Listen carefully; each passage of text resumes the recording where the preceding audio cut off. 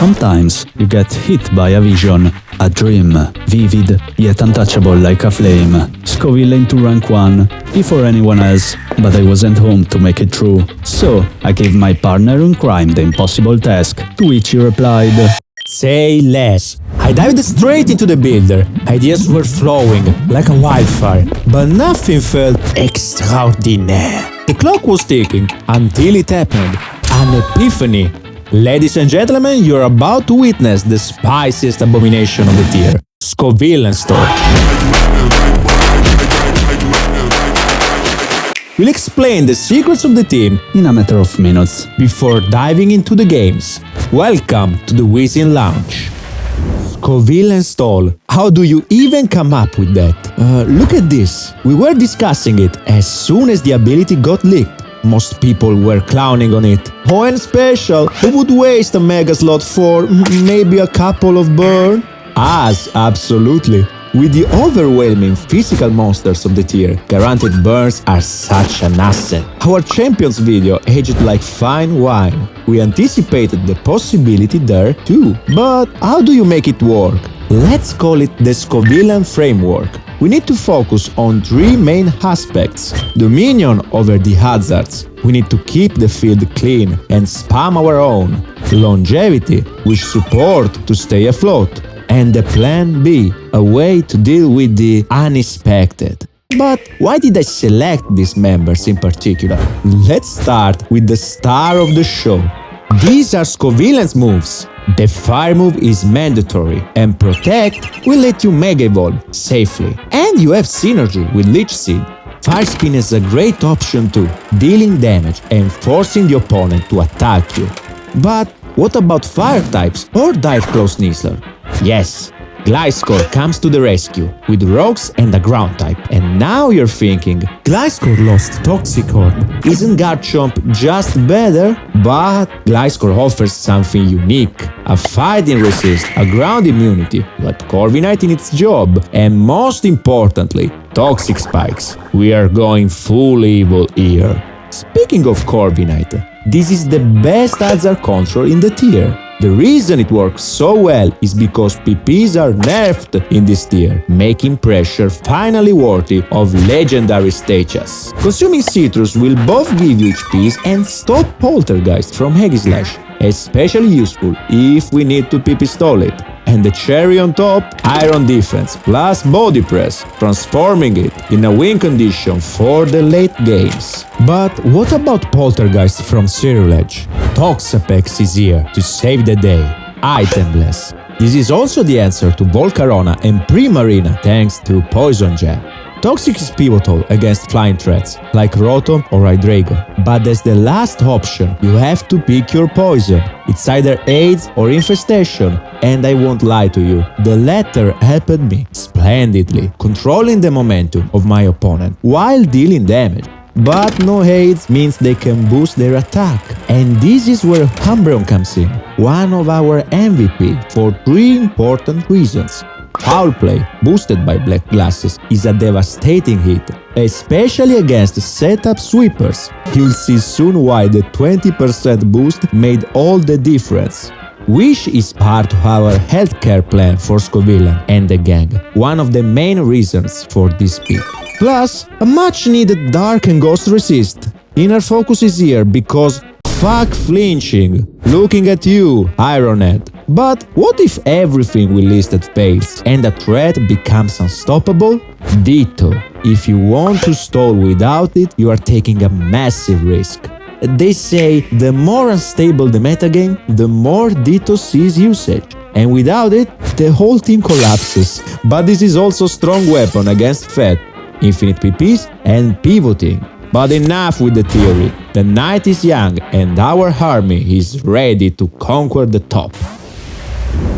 First game, the opponent is facing me down with his dangerous physical threats. Samurott, Hagislash. With the right sets, they could open the door for Starmie. But tonight belongs to Scovillain, and it's ready to make Scorched Earth. What have you done? Scorched Earth. My opponent decides to toss the Mega. The perfect move if you want to be featured at the Whizzing Lounge. What follows is a waltzer between my Gliscor and his Aegislash, but it gets interrupted by Samurott stepping in. This lady doesn't know she's going to face the same Scorch. Corviknight tries to force a trade with Scovillain, but I'm not born yesterday, so Aegislash comes back in, revealing a violent mixed set. But Umbreon manages to fend it off and pass a wish to our Mega. Ditto comes in. The game looks solved, but what follows is an abomination of the human mind. Non-choice card Ditto. Revenge killing threats, but only half the time. Except this is the only case it works. Infinite PPs against Stall. But my Pex manages to get my opponent impatient, so here comes the final assault. Aegislash crashes on Umbreon, and that leaves only Ditto and Scizor for a chance. Except Scovillain is faster and burns Scizor like a crisp. First sweep achieved. The next game will not be as smooth, but watch how the teammates pull their weight.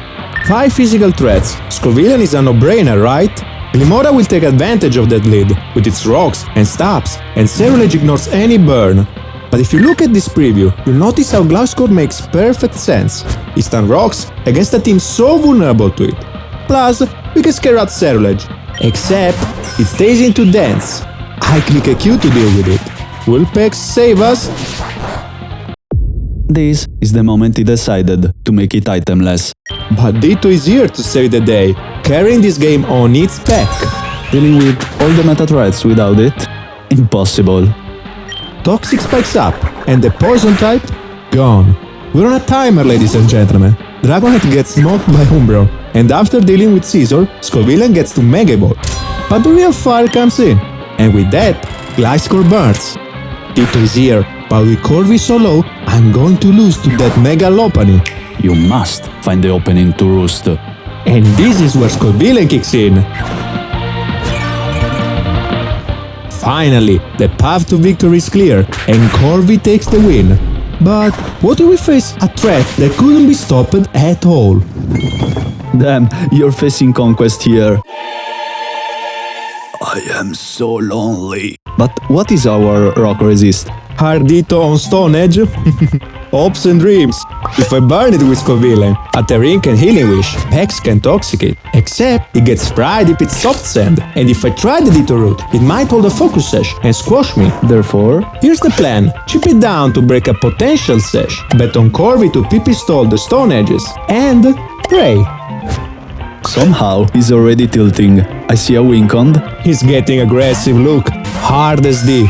The first Stone Edge does a measly 85. Blast the citrus. Miss! Odds for us? Okay, but why wasting those PPs when he had Fire Punch? A greedy one maybe. He was fishing for crits. Bitana, you're a mini. Welcome to Regent Simulator. And it's back.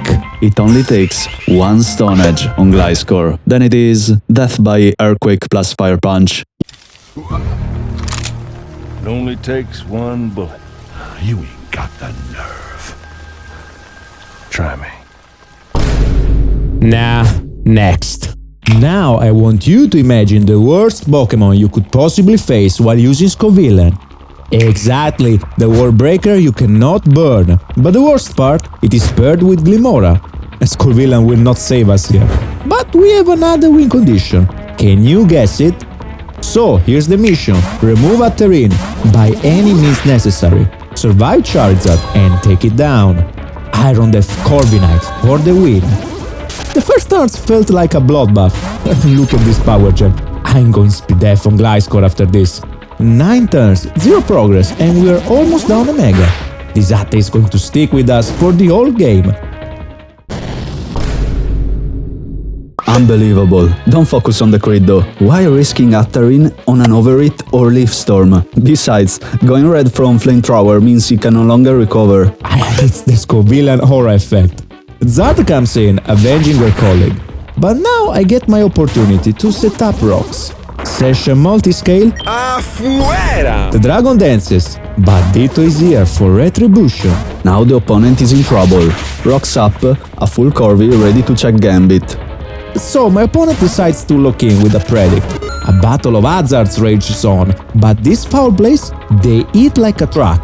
In this metagame, EVs are locked, no more zero attack to nerf the damage, and this is why black glasses aren't just for aura.